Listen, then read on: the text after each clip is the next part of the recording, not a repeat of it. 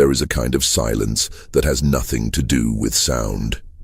It is the silence of a person who has decided, after a very long time, to stop pretending they did not hear, to stop pretending they did not see, to stop folding themselves small enough to disappear into the walls of a house that was never theirs. That kind of silence is heavy. It builds for years. And when it finally breaks, when the person carrying it finds a way to let it out, the sound it makes can travel further than a scream, further than a gunshot, further than anything, because it travels through paper. What you are about to hear is the account of a woman named Dora. She was a cook on a sugar plantation in Louisiana in the 1850s. She spent nearly 2 decades feeding a family that never once learned her last name. She stirred their pots and salted their meat and listened to every word spoken in that house. Because when you are treated like furniture, people forget you are in the room. They told her nothing. They told her everything. And one night, in the summer of 1857, for reasons that historians and archivists have debated ever since a bundle of handwritten pages was discovered inside the false bottom of an oak chest in 1923, Dora wrote it all down.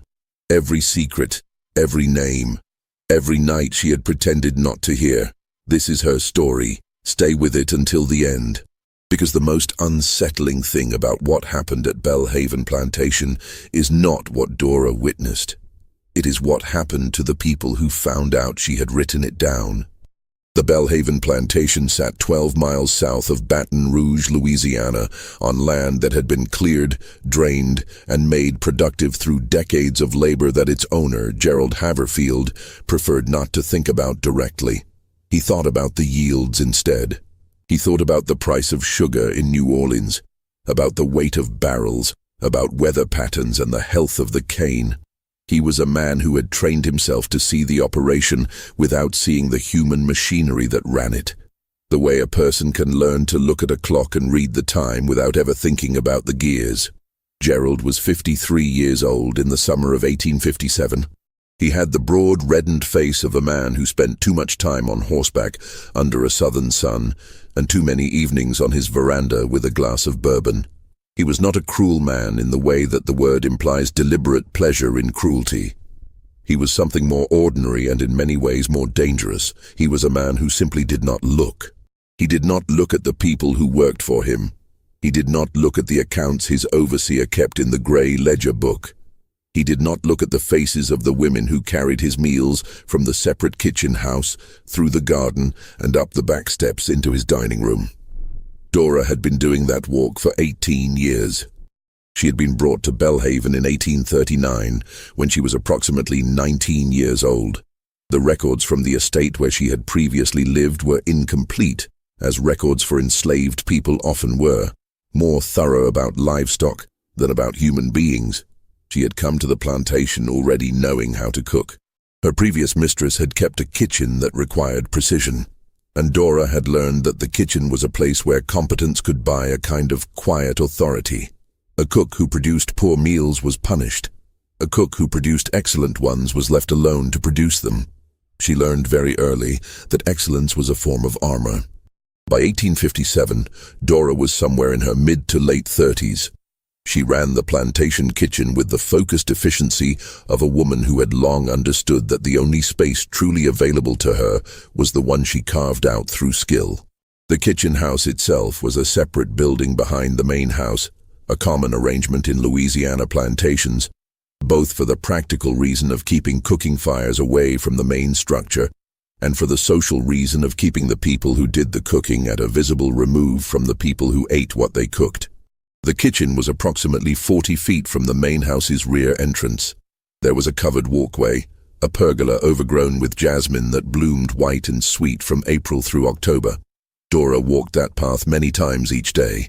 And the thing about that path, the thing that mattered enormously, though no one who designed the architecture had considered it, was that the rear windows of Gerald Haverfield's study sat directly above the back steps where the path ended. Gerald Haverfield conducted much of his private business in that study. He conducted it with the windows open. Because the Louisiana summer heat was relentless, and because he had, over 18 years, completely ceased to register Dora's presence in the way one ceases to register the sound of a clock ticking in a room they've slept in for years. This was his most consequential error. Dora had been born into a world that required her to make constant, rapid calculations about what she knew, what she could say, and what she was required to pretend not to know. This was not unique to her. It was the particular intelligence that the system demanded from people in her position. A kind of perpetual, exhausting vigilance that went unacknowledged because it was invisible, and because acknowledging it would have required the people around her to admit it existed.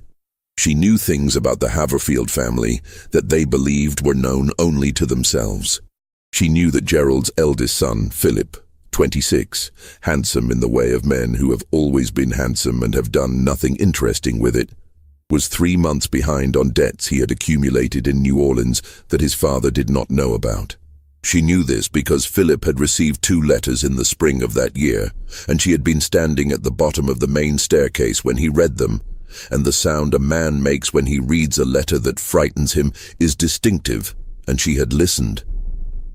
She knew that Gerald's wife, Cecily, a thin, precise woman from a Virginia family that had once had more land and prestige than money, and who had spent 20 years married to Gerald, compensating for what she privately considered a social disappointment, had been writing letters to her sister in Richmond that she did not send through the usual post. She sent them through a trusted friend in Baton Rouge, who posted them from there. Cecily had mentioned this arrangement in a conversation with that friend in the parlor of the main house one afternoon, speaking in the lowered tones that polite Southern women used when they wished to be discreet, not realizing that lowered tones in a house with wooden floors and high ceilings carry differently than they imagine, and that Dora had been in the hallway outside the parlor door, adieu, sting a tray. She knew that Gerald's younger son, Robert, 19, narrow and possessed of a nervous intelligence that made everyone in the household slightly uncomfortable, had been spending time in parts of the parish that his father would not have approved of, meeting with people his father would not have approved of, and reading documents that could have caused serious difficulties for the entire family. Had they come to the attention of certain men in Baton Rouge. She knew all of this the way a river knows the shape of its banks, passively, continuously, without being asked, and she had kept it the way water keeps the shape of a vessel, perfectly and without effort. For 18 years what Dora knew had stayed inside her. It had no outlet. It had nowhere to go. She was a cook on a plantation in Louisiana in the 1850s, and the idea that she might share what she knew with anyone who could do something useful with it was so structurally impossible that it barely formed as a thought. It was simply weight, something she carried. Until the summer of 1857, when 3 things happened in rapid succession that changed the nature of what she was carrying from weight into something more dangerous, something with edges. The first thing happened in June. A man arrived at Belhaven who had not been expected. His name was Cyrus Holt, and he was, by his own description, a business associate of Gerald Haverfield's from Memphis, come south on a matter of some delicacy. He arrived on a Tuesday afternoon on horseback with a leather satchel that he kept close to his person at all times, and a manner that Dora, who had a long experience with the difference between men who were comfortable and men who were pretending to be comfortable, recognized immediately as the latter. Gerald Haverfield received Cyrus Holt in his study with the windows open because it was June in Louisiana, and the alternative was suffocating. Dora walked the jasmine path 3 times that afternoon. She did not slow down. She did not position herself deliberately beneath the window. She simply walked at her usual pace, carrying what she was carrying, and she listened to what the open window offered her, because she had learned long ago that the best way to hear things was not to appear to be trying. What she heard, in fragments, the natural fragments of a person walking beneath a window rather than standing still, was enough. Cyrus Holt had come about a debt. Not Philip's debt, which was the debt of a young man who drank too much and played cards badly. This was a different kind of debt, of a different magnitude. Gerald Haverfield had, it appeared, entered into an arrangement some years prior with a group of men whose business interests were, to put it in the language of 1857 Louisiana, irregular. The arrangement had been profitable for several years. It was no longer profitable, and the men Cyrus Holt represented were not patient men, and the figure that passed through the open window and reached Dora's ears as she walked beneath it was large enough that she felt something she hadn't expected. She felt frightened for the family, not because she cared for them, exactly. It was something more complicated than care. It was the fear of the servant for the household, the particular anxiety of knowing that if the house falls, everyone inside it falls differently, but everyone falls. She took the food inside and said nothing. The second thing happened in early July. It involved Robert. Robert Haverfield had been, for the past year, quietly and carefully doing something that in 1857 Louisiana was not merely socially unacceptable, but actively dangerous. He had been attending meetings. Not political meetings in any formal sense, not the kind of meetings that men of his family's standing attended in town with other men of similar standing to talk about yields and tariffs and the price of things. Different meetings. Small gatherings in back rooms and private homes, the kind of meetings that left no public record and that participants referred to in correspondence only obliquely, in language that required a shared understanding to decode. Dora had known about Robert's activities for several months. She had seen the looks he exchanged with certain visitors. She had noticed which letters he opened before bringing them to his father's attention and which he pocketed. She had observed the pattern of his absences. But in early July, something changed. A man came to the rear of the kitchen house. Not the main entrance, not the formal approach that any legitimate visitor would use, but the back, through the vegetable garden, in the late evening when the light was going and the household was moving toward the routines that preceded sleep. He was a slight man, older than Robert, with calloused hands and a deliberate, careful way of moving. He had come to speak with Dora, not about Robert, about something Robert was carrying. The man, he gave no name, and Dora did not ask for one, because she understood that names in this kind of conversation were dangerous things. Explained that Robert had taken something he ought not to have taken, something that had been entrusted to the movement that Robert had attached himself to, and that this something needed to be returned or forwarded without going through Robert, who had, in recent weeks, become unreliable in ways that alarmed the people who depended on him.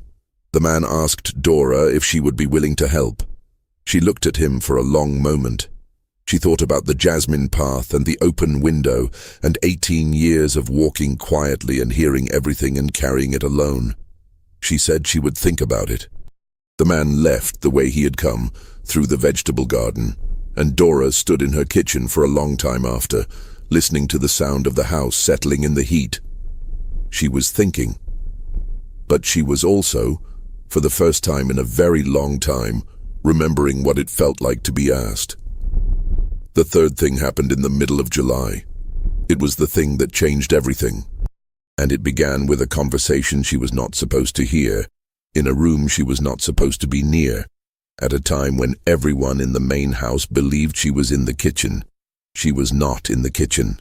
She was at the bottom of the back staircase, having come up through the rear entrance to replace the candles in the hallway sconces, a task she typically performed in the afternoon, but which she had been delayed in doing because of preparations for a dinner that Gerald Haverfield was hosting that evening.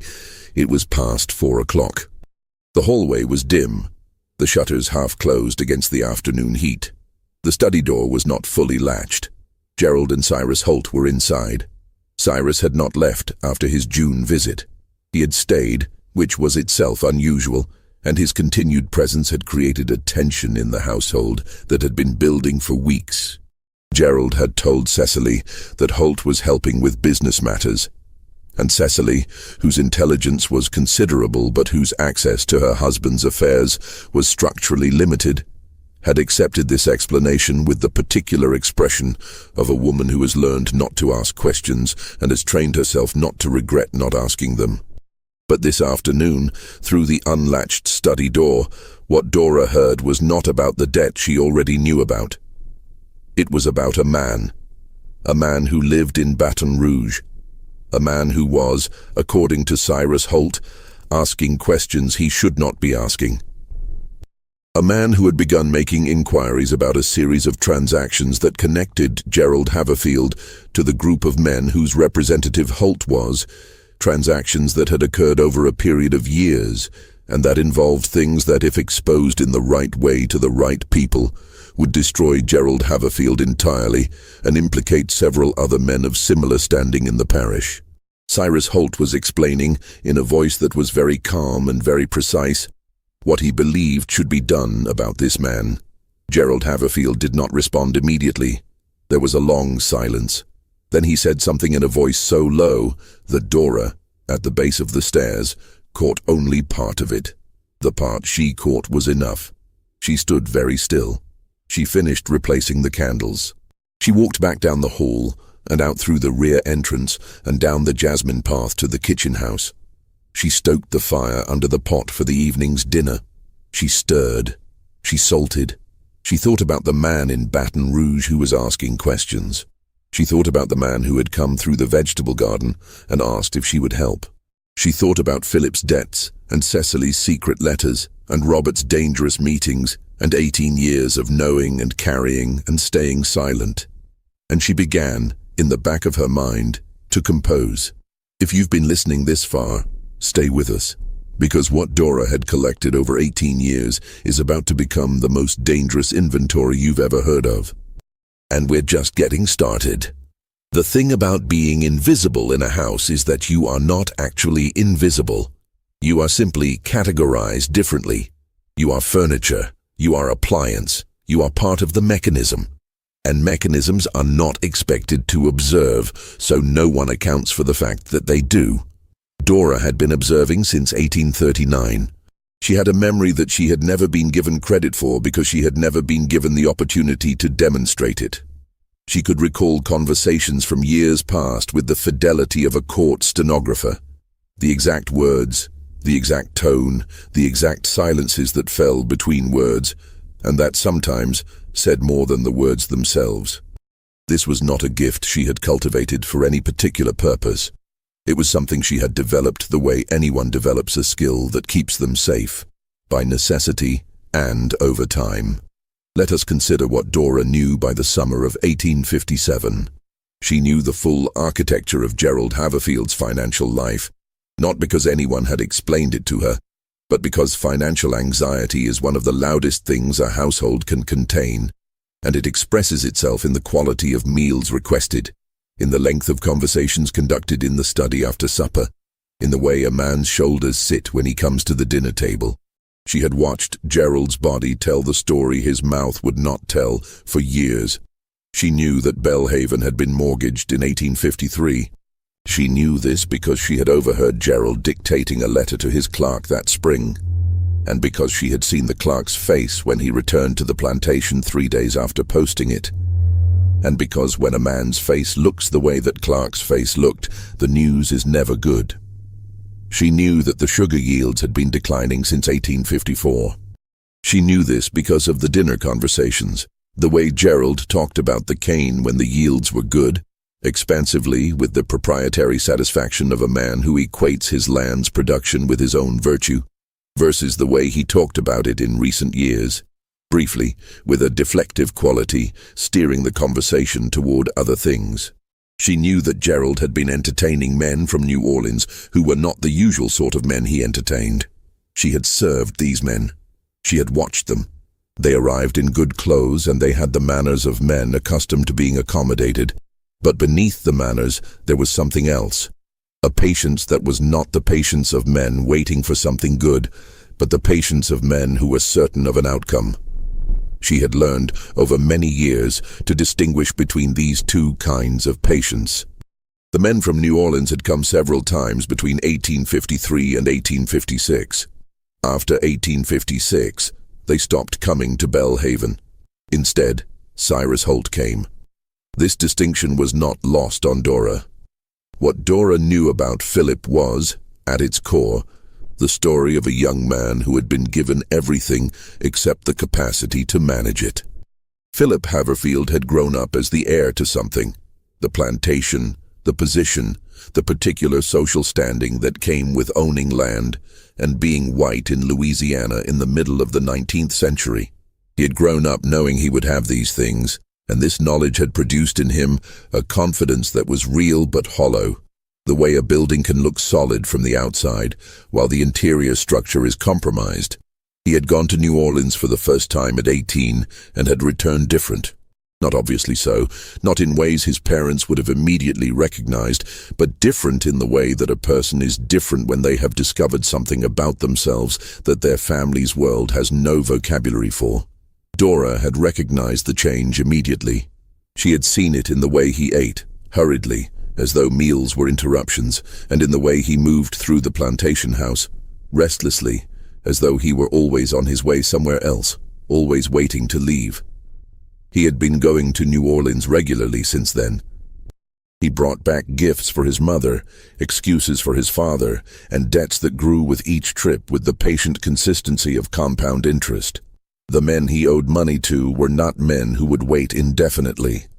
Dora knew this not from overhearing any conversation about them specifically, but from the quality of the letters that arrived for Philip, the ones he received and immediately burned rather than leaving them on the desk in his room.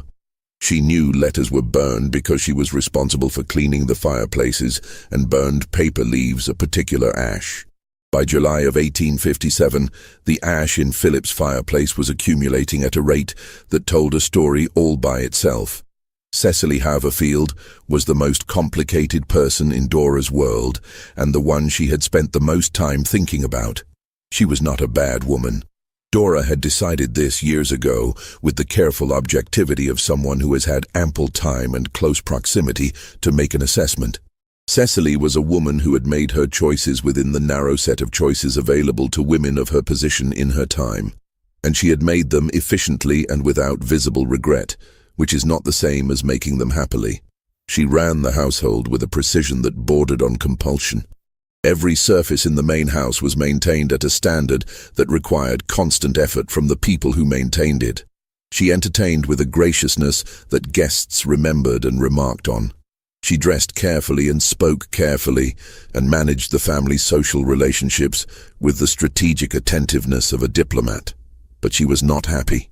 Dora knew this the way she knew most things about the family, from proximity and observation. She knew it from the way Cecily sat at the breakfast table when Gerald had already gone out for the morning. The particular quality of stillness that came over her, the way she would hold her coffee cup with both hands and look out the window at the garden and not see anything she was looking at. The letters to her sister in Richmond were the most revealing thing about Cecily, and they were also the most dangerous, because the sister in Richmond was not writing back through the usual channels either. And the letters the sister was sending, which arrived occasionally, addressed in a hand that Cecily always took directly, never leaving on the front table where the mail was usually sorted, were not ordinary letters. Dora did not know their full content. She was not in the habit of reading letters that were not addressed to her, and in any case, Cecily kept hers private in a way that would have made access difficult. But she knew something of their content from Cecily's responses to them, from the way Cecily's posture changed after reading them, the way she would sometimes go directly to the writing desk in the parlor after reading and write immediately, with a speed and energy that was different from her usual correspondence. The sister in Richmond was helping Cecily plan something. Dora did not know what, but she had been watching the pattern for almost a year, and patterns, in her experience, always resolved eventually into something recognizable. Robert was the one who worried her most. Not because of the danger of what he was involved in, though that danger was real and she understood it clearly. What worried her about Robert was something more specific, the gap between his intelligence and his judgment.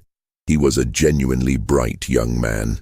She had seen this since his childhood, in the way he read, voraciously, systematically, with the absorption of someone who was not performing literacy for social purposes, but actually consuming ideas. He had grown up in a household where the library was well stocked and largely decorative, and he had worked through a significant portion of it by the time he was 15, which was how he had encountered the ideas that had quietly, thoroughly reorganized his understanding of the world he had been born into. The problem was that his intelligence had outpaced his caution. He had become involved with people who were doing serious, dangerous work, with a care and discretion forged in the awareness of exactly